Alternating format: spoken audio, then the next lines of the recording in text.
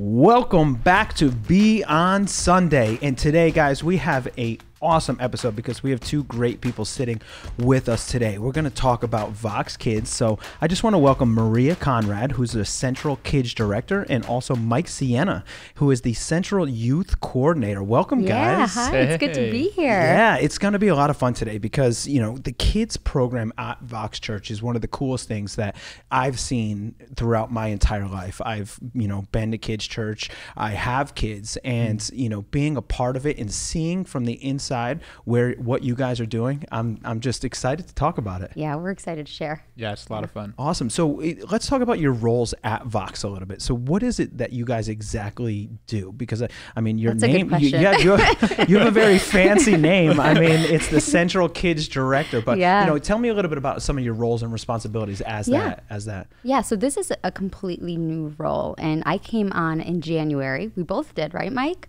Yeah, that's right. Yeah, we both came on in January. Yep. And this role has been just evolving as time is going. And so really my roles, I oversee local directors. So I really function by taking a look at the whole program and looking at, okay, how are we going to move this ministry forward? How much more impactful can we be to families, to kids?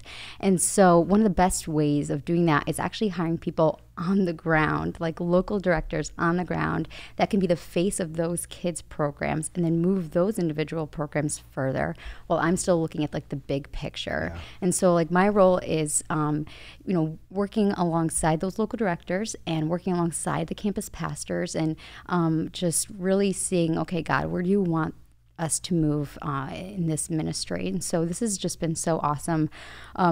And again, the job has been evolving as like the time that we're in is evolving. Yeah, So. I mean, trust me, I think everything has been evolving. Yeah. I mean, everything that we thought was normal is now a brand new, hey, guys, we just have to jump in and run with it. Mm-hmm. Yeah, for sure. Yeah, I mean, we're going to dive in a little bit more about your specific role, but Mike, tell me a little bit about what it is you do, because I see you film, you know, I see some of the youth stuff that goes out, and it's really cool to see, you know. I mean, how old are you? Yeah, so I'm 21, so not too far removed. Yeah, but it's good to see. It's good to see that, because not a lot of times do you see someone who's kind of connected with that group actually be a part of that group. Absolutely. When I was growing up, I remember I had a couple youth pastors where, you know, it's okay, but they're 45, 50 years old, and it kind of felt a little bit separated. So it's really cool that you're in the position and you're doing a fantastic job. Yeah, So are you. So are you, Maria. I mean, listen, he didn't mention my age, okay? I'm just putting that out there. That's funny. So, you know, what are some of the things that you do? Yeah, so for me, honestly, it's about half of my time has been in office. I got hired in February, and then half of my time now has been at home as the office, you know. So even in that, diving into a new role, at first it was, hey, where are we going as a youth ministry? How are we kind of taking this thing to a healthier spot, a spot where we're building up this generation of youth to really take the lead in revolutionizing what church looks like, you know, and really taking the reins as this next generation. And now it's, how do we still through different platforms engage them and keep this mission going forward? So overall, my role is very similar to Maria's, just instead of pre-K up to 5th grade or 6th grade, it's 7th to 12th grade. So I'm interfacing with our leaders on the ground. We have our campus coordinators or campus youth coordinators at each campus that I'm meeting with regularly. At this point, it's weekly, which has been so great, and just hearing what's happening in the life of their campus with their students. So the way I think about it is like we're on a ship together, and as this central role, and I'm sure Maria would say something similar, we're kind of saying, hey, this is where we're going as a team on the ship together. But I'm not necessarily, like, I can't pull all of the oars, right? We can only do what we can do as a team. So the stronger our team, the better we're going to get to our destination. That's an awesome analogy. Well I love said. that. Look at this guy. He prepared for this one. I have it on a little sticky note on my desk. Yeah, that's funny. So in preparing for this episode, I kind of thought back at my time. I was lucky enough to be a part of the church ever since I can remember. And the lessons and the values that I learned during my time in the youth ministry and, you know, children's church and things like that, I look back and I think, man, those specific lessons have impacted my life Right. all the way up until today. The basics of right and wrong, just simple stories in the Bible, all those things. And as I was preparing, I was trying to piece together, I don't think you guys understand how important your roles really are. I mean, this is so, especially in today's world where information is everywhere and people kind of get disinterested easily. But you guys and the job that you guys have, being part of the youth and part of that generation growing up, that is so important. So, kudos to you guys for taking on this role. But I mean, do you guys realize how your impact in the things that you teach and I just think about my life and how it's impacted me. But have you ever kind of sat back and thought about that? Most definitely.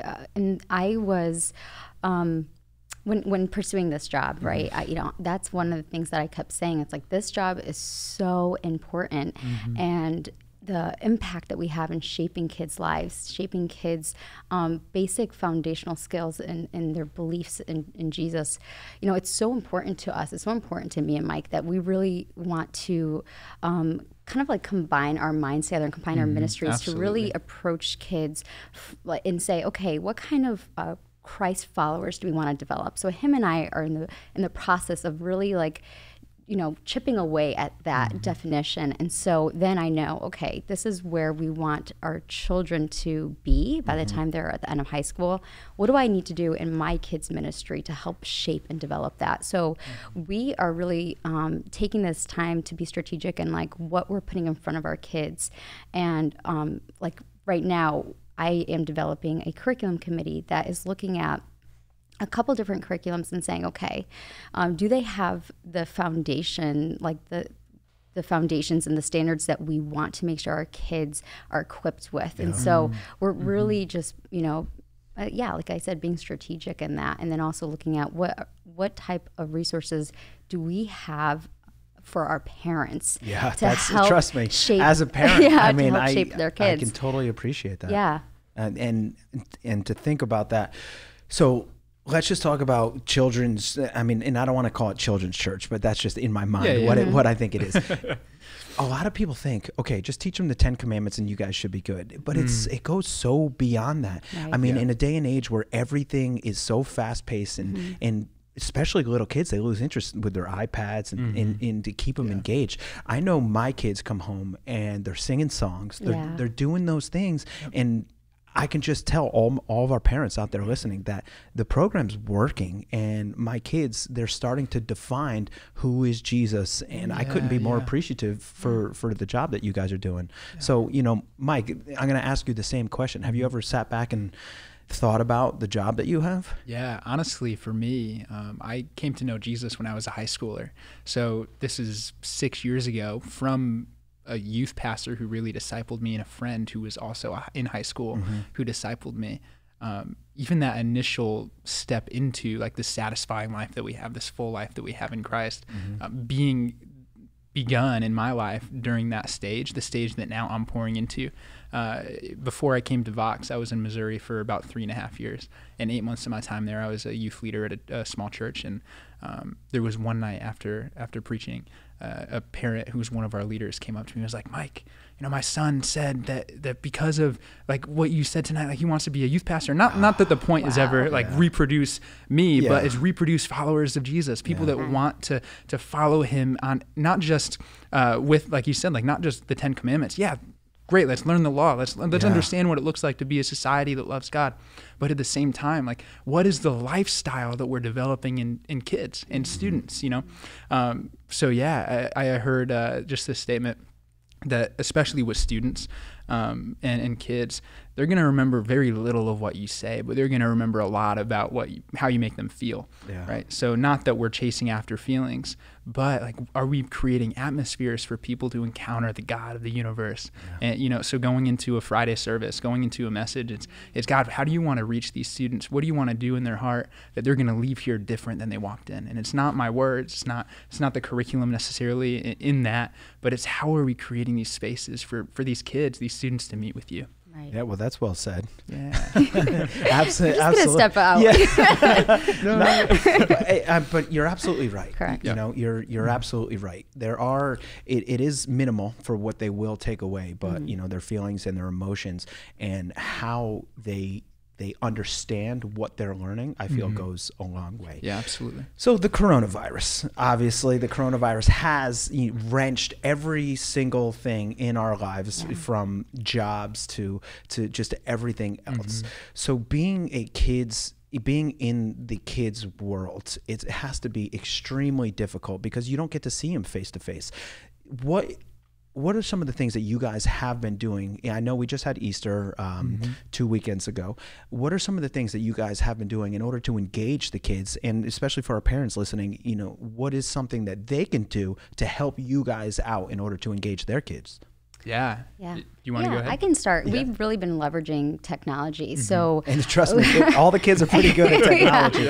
Yeah, we've been just like revamping ways we connect with families. So, for example, like I don't know if you know this, but we're in working together and trying to develop like a Vox Families page, like a whole website devoted right to that's awesome. Vox Families. Yeah. And I know our kids ministry, we've also are just updating our website and really just putting content on there and making it as easy as possible for families to access and get their kids the gospel throughout the weekend and on Sunday mornings.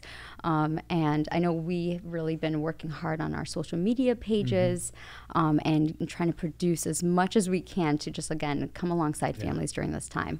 Yeah. For us, it kind of looked like, how do we speak to students more frequently? So prior to coronavirus, it was we had weekly community groups, then a monthly gathering here in Middletown. And with that, like moving into this social distancing space that we're in now as a society, it's how do we still speak to the life students are living, to their current situation, and then bring the Word of God into that. So that's been a weekly service on Fridays, and we're calling it our online hangout, because that's exactly what it is. We're diving into the Word of God together, and then we're taking it to Instagram Live, and we're just having a live chat, like real-time discussion between students and leaders about what's going on. And we're doing challenges. So one of them, my favorite one, was a t-shirt challenge. So how many t-shirts can you fit? Yeah, I saw that. Yeah, I saw how many that can you fit Instagram. at the same time? And I'm like $150 soaking wet with weight strapped to my ankles. And I'm wearing 27 t-shirts and I'm looking a little chubby. And it was great. That's it was so funny. much fun. And we had some students get involved. And depending on when you guys are listening to this, like we're dropping off golden rolls of toilet paper to the winners, and just like fun ways to let students know, like, hey, we're still here, we're still moving. But at the same time, like, how do we engage students with the Word of God? So with that, we're revamping the website, and we want to put resources in front of students in particular. So we're doing the families page for parents, and we're doing the youth page for students. And we developed a 21-day devotional for YouVersion that's coming out soon. Awesome. So going through like the book of 1 Peter, talking about like what it looks like to be in exile, what it looks like to look forward to the future hope that we have, and how timely is that word, right? Where right now, like what we're dealing with is kind of hard to find hope in, but yet there's this hope that we can look forward to. Just looking at content, and then looking at possibly doing, and we mentioned this very briefly, a podcast for students once a month. That would dive into some hot topics, some of the things that you don't really talk about often, but I mean, what better place to talk about it than church? Absolutely. And then honestly, just some fun stuff as well. So we're looking at, and how can we engage with some fun content? And we invite you guys, if you're a parent, if you don't have kids, or if you're a student, to do that. Like send us some videos of what you're doing, and we'd love to see that for sure. Awesome. And content is honestly, it's key right now. The more content you have, because if you think about it, I get caught in myself. I'm just kind of scrolling. I'm doing this. I'm checking my email. We're just in an age where everything is online. People are doing school online. People, they're just online constantly. So I know we talked about the kids and, the little kids, we're talking directly to them, but let's talk directly to the parents a little bit. What can the parents do in order to help the mission of what you guys are trying to accomplish? Because as a parent myself, sometimes I just grab my kids and they're sitting on the couch. They're 6 and 5 right now, and they're not watching the TV intently, listening to the message. So as a parent, what is it that I can do in order to engage my kids with the youth ministry?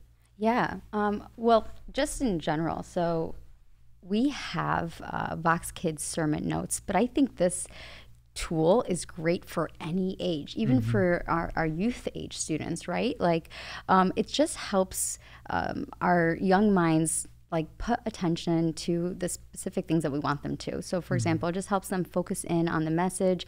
It gives them space to write questions about what they've heard, and also like just a resource for them to even turn back to throughout the week to be like, oh yeah, that's what, we learned about on Sunday. So we try to be really strategic with what we are putting on our website with, okay, parents, we want this to be as easy as possible. So if you want to have your kids with you, your even youth age kids with you while watching Sunday's sermon, here, you can use this VoxKids sermon notes.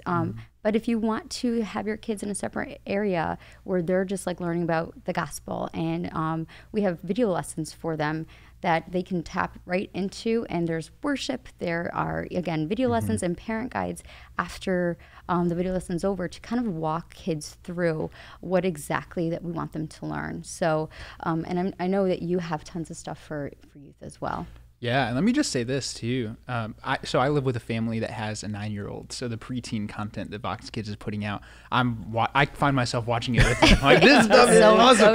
Cool. So with that, as parents, as families, your influence in your home is huge, whether you realize it or not. What you're excited about, your kids are going to get excited about. Right? And they might not show it. They might put up a front if they're a high school student or middle school student because it's not cool, But what you get excited about, especially for younger kids, they're going to cling to. The way you talk about things, they're going to start thinking about it that way. If you're talking about church and how awesome it is and the life that you're finding in this community, they're going to be more apt to be raised with that mindset. Where if for you, you're begrudgingly being involved, and not to ignore the negatives, to find peace in those things is really, really good. And part of that's acknowledging it, but to rest there in your conversations, it's also gonna influence your kids in that direction. Yeah. So I'd say, man, get invested in the content the kids is putting out. If you have kids, for youth, watch the services with your students, with your 7th to 12th grader. What you do, if you're involved in this with them, they're gonna be pushed in a really healthy way, not forcefully, but because they see like, hey, maybe this is something I should pay attention to from your example that you're setting. I'd say for me, that's the biggest way I see that involvement from parents is like you buy in, your kids are going to buy in as well. And for all of our parents out there, where would they find this specific information? Where would they find the videos and all the links? Where is that on the website? Yeah, I can speak towards that. So for parents that want to access our curriculum and just like the general information that we're pumping out each week, you can go to our website, which is www.voxchurch.org/vox -kids. Now, I got way too good at saying that.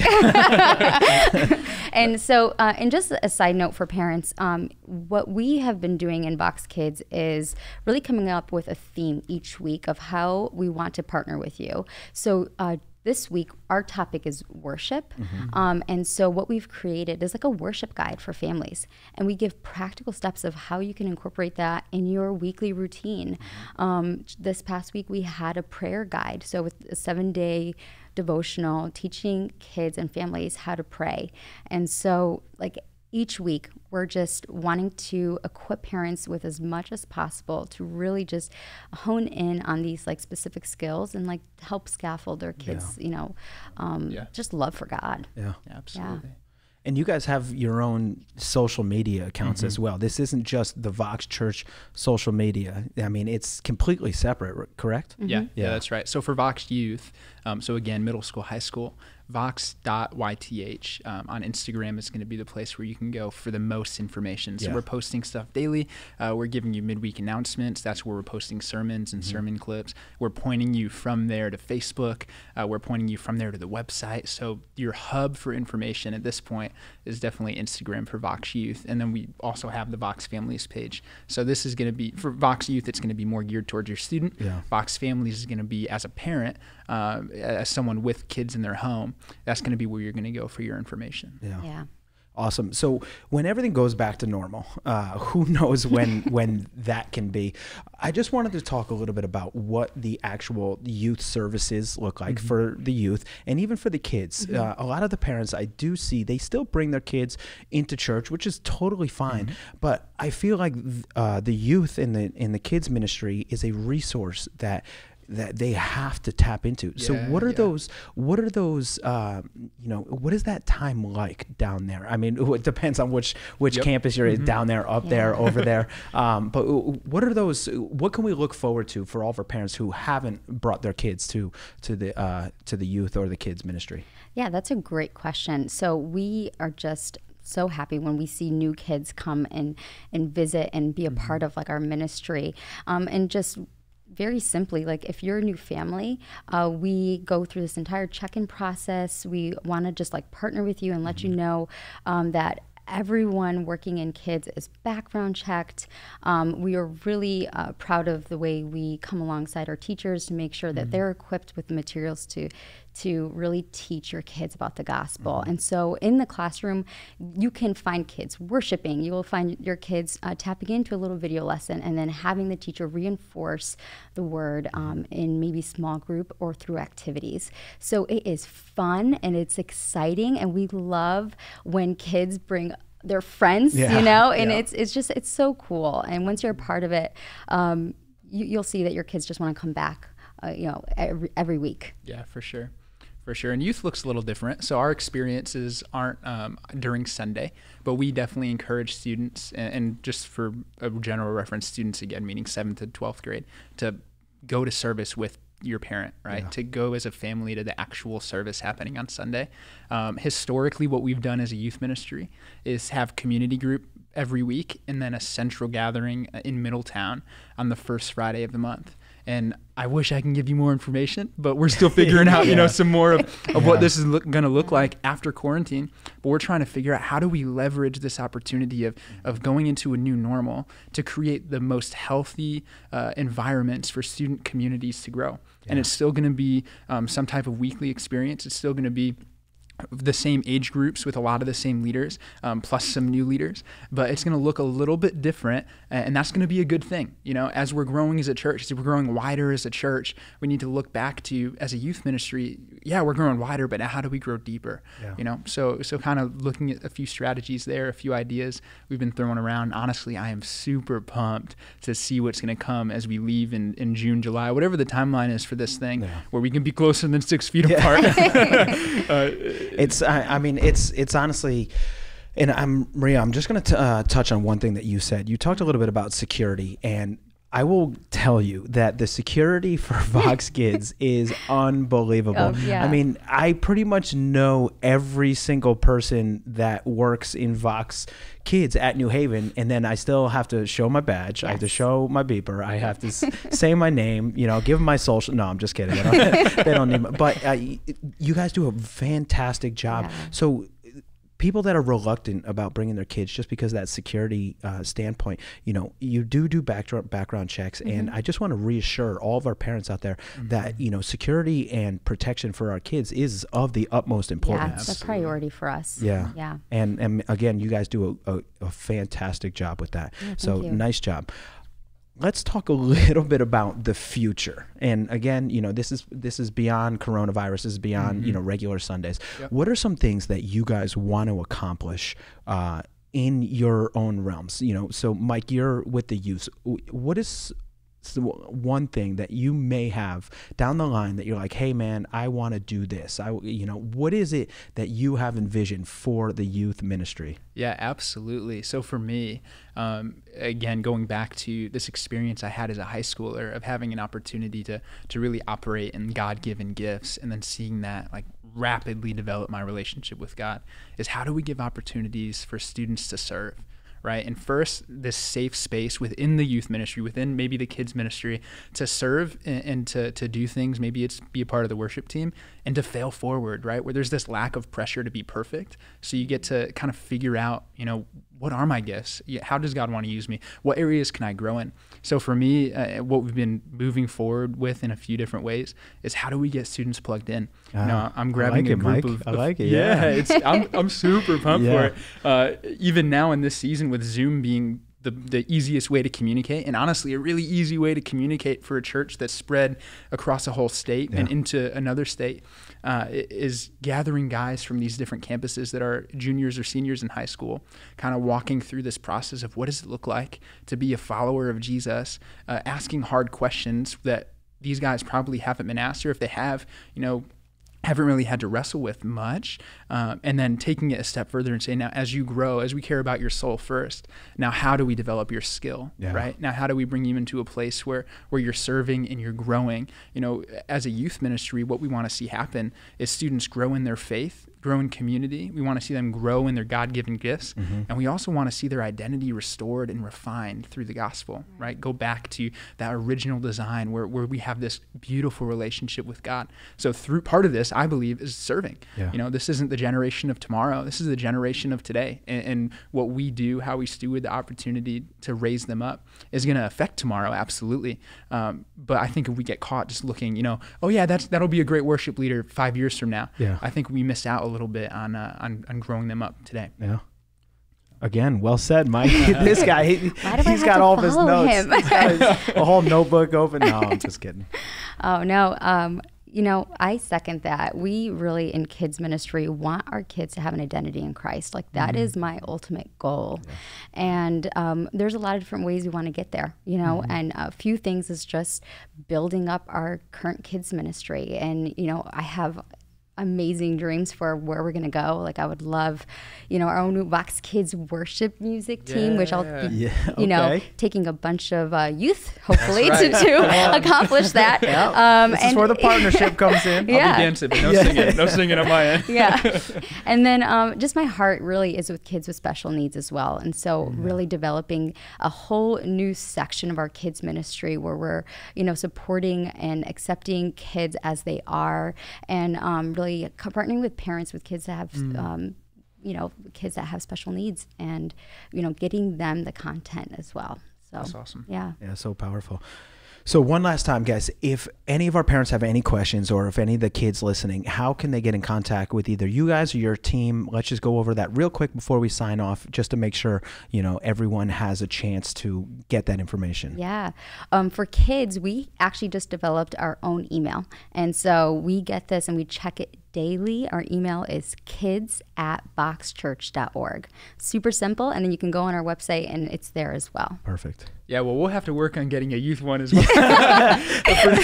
You guys didn't make the cut yet. I guess not. But for you can, if you have a 7th to 12th grade or any questions in general about youth, even if you want to serve, you can email me personally at msiena, that's SIENA, @voxchurch.org. Or you can DM us on Instagram. Again, that's vox.yth as our name on Instagram. So awesome. Well, it's always a pleasure to see you guys. And again, thank you for coming out for Beyond Sunday. Thank you for having us. Awesome, guys. We'll see you next week.